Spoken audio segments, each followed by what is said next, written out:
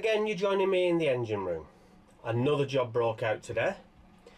Today, it's the heater element in our hot water system. So the immersion heater element has broken and we need to replace it. All we need to do is unscrew one and screw a new one back in. Put the wires back on, job's finished. Easy? Anybody who's done one of these before will know that the heater element just does not want to come out the tank. Right, okay. This is our hot water tank and this is the immersion heater element. We need to remove this, take the cap off, that'll give us access to the cable, disconnect the wires, and then we're good to try and remove this.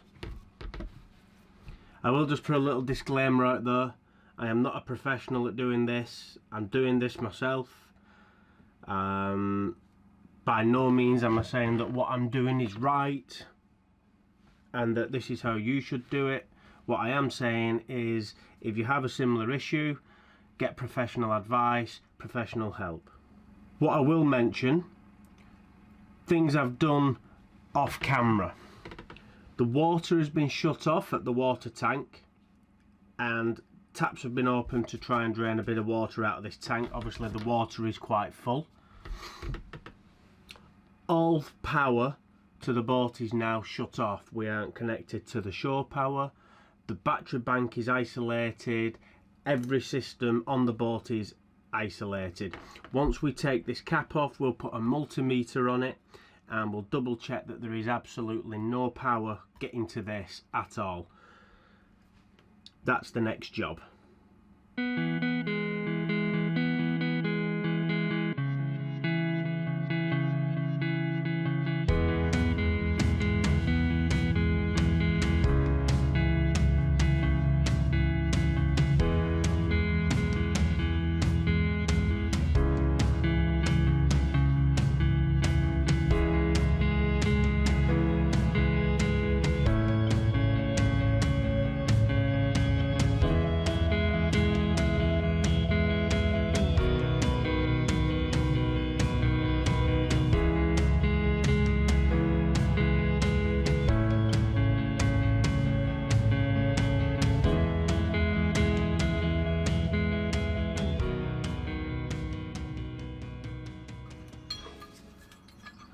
So what we have got is this immersion element removal tool, and we're going to see whether we can get it on this.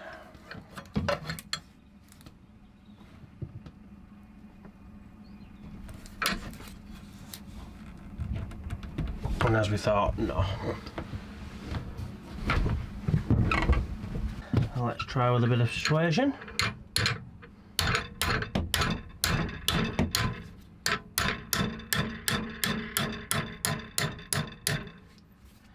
And that's done it.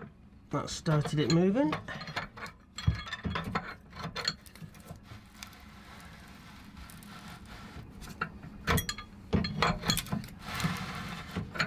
And there we go. I think we've landed lucky with that. Because that came out rather easy.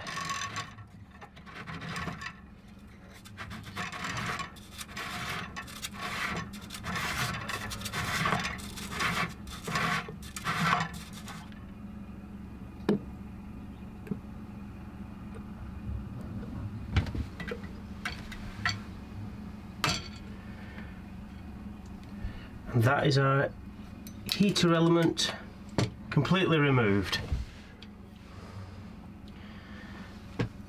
Now all we need to do is get a replacement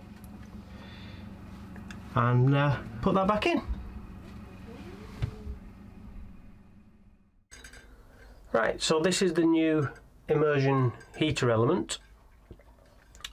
Now we just have to put this back in, redo the connections and try it out, and we should be good to go. Right, so just one thing before we install this new heater element. One thing that is important is just around the top here is a seal, a rubber O-ring. it's really important obviously that that O-ring is on, so make sure that that is on before you fit it.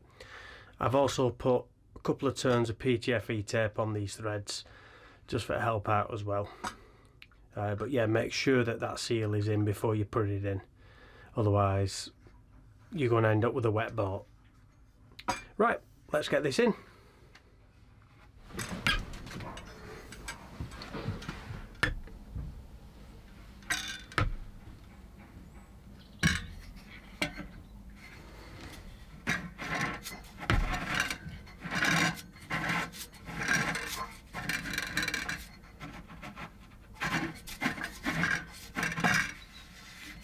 It's important as well to make sure when you're putting it on that it isn't going to cross thread. That's the last thing we need.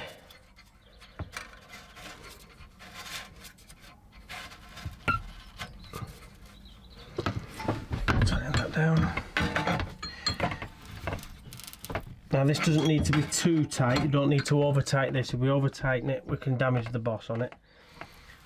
So we need to go hand tight, and then obviously as the water heats everything will expand and it will tighten itself up anyway.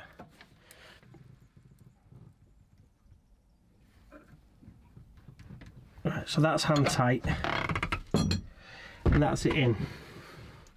Before I put the electrical connections on, what I'm going to do now is just turn the water back on at the tank. And that's going to make sure that this tank is full, and we're just going to watch for any leaks coming around this recess here. Obviously if we've got that, we can take that off and we can sort it out now before we start getting any electric near it. So we'll check for any water now.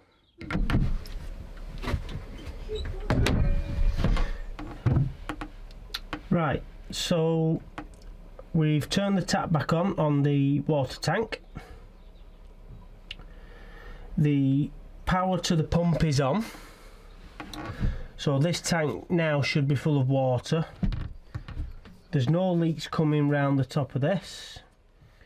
Just going to leave it for maybe 5-10 minutes now, just for my own peace of mind, to make sure that there's no little weeps of water going to come through there. But everything's looking good at the moment.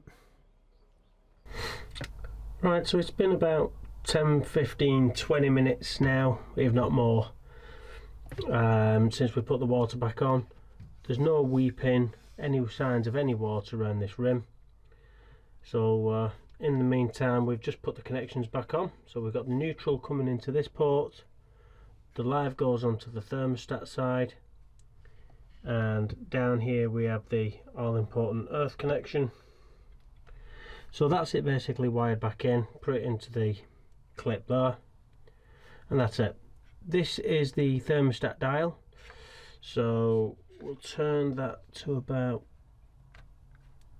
there, which according to the manufacturer's instructions is about 75 degrees. We'll see how we go. If that's too hot and we don't need it there, we can turn it down. It goes all the way down to about 25 degrees. So all we've got to do now is put the cap back on top.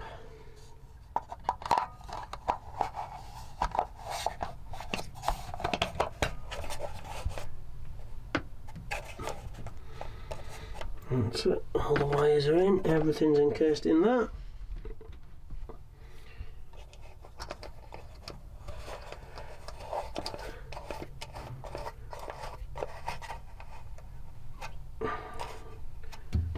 Screw that back down. Oh, it has to be hand tight. And that's it. Now all that's left to do is to turn the power back on, turn the immersion heater on, and see whether it gives us any hot water. Right, so it's been about an hour since we've turned the immersion on, so we need to check that we've actually got some hot water now.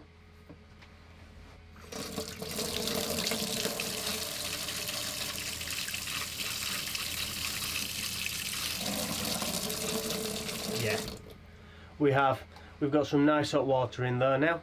So that looks like that's been a complete success. So all that's left for me to do now is say thank you very much for watching. If you've liked the video, please give us a thumbs up. If you haven't already, please subscribe, hit the notification bell, and any comments please leave down below. And thanks for watching.